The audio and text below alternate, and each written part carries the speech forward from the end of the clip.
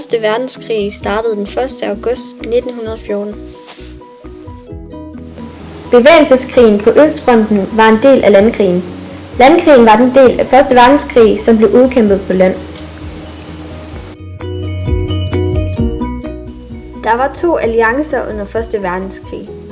Ententemagterne bestående af Serbien, Polen, det russiske kejserrige, Frankrig, det britiske imperium, Italien og USA. Mod centralmagterne bestående af Østrig-Ungarn, det tyske kejserrige, Bulgarien og det osmanniske rige. En alliance er nogle lande, som stod sammen i krig. På Østfronten var det primært Østrig-Ungarn og Tyskland, der kæmpede mod Rusland. Østfronten var den vigtigste front i kampene mellem centralmagterne Tyskland og Østrig-Ungarn og ententemagten Rusland.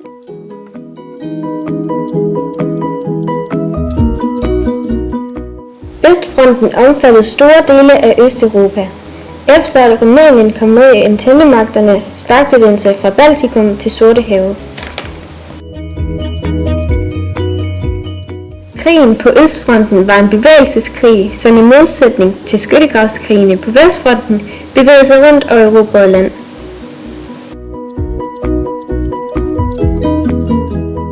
Krigen på Vestfronten startede faktisk som bevægelseskrig, men udviklede sig til en stillestående krig, hvor det galt mere om at beskytte sit eget land, end at erobre andres.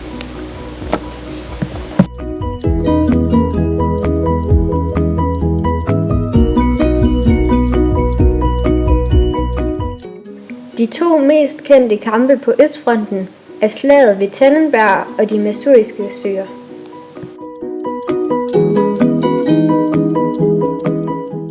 Store dele af den russiske hær blev taget til fange.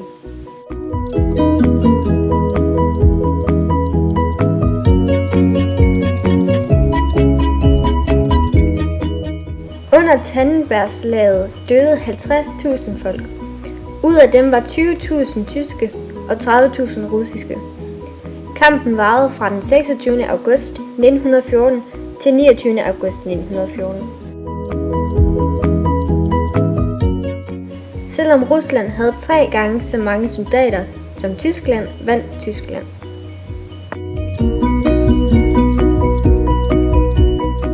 Slaget ved Tannenberg gjorde, at Paul von Hindenburg og Erich Ludendorffs ry voksede, hvilket var årsagen til, at de kunne overtage magten i Tyskland i 1917.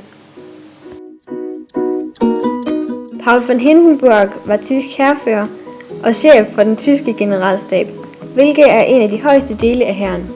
Generalstaben arbejdede med alt vedrørende krigsføring. Erich Ludendorff var Paul von Hindenburgs næste kommandør. Slaget ved Tannenberg fik store følger for det videre krigsforløb. Resten af krigen på Østfronten kom til at foregå i Rusland. Som I kan se her på tegningen, flytter linjen sig mere og mere ind over Rusland i løbet af årene.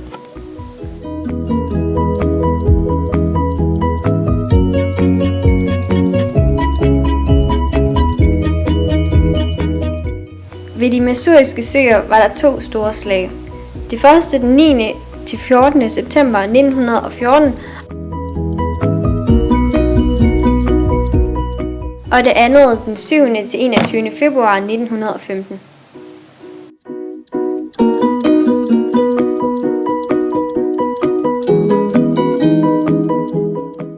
Industrialiseringen havde en stor effekt på landkrigen. Der kom en masse nye og mere effektive våben, som blandt andet tanks og maskinpistoler. Dette medførte i, at der døde endnu flere mennesker, og krigen blev endnu mere massiv.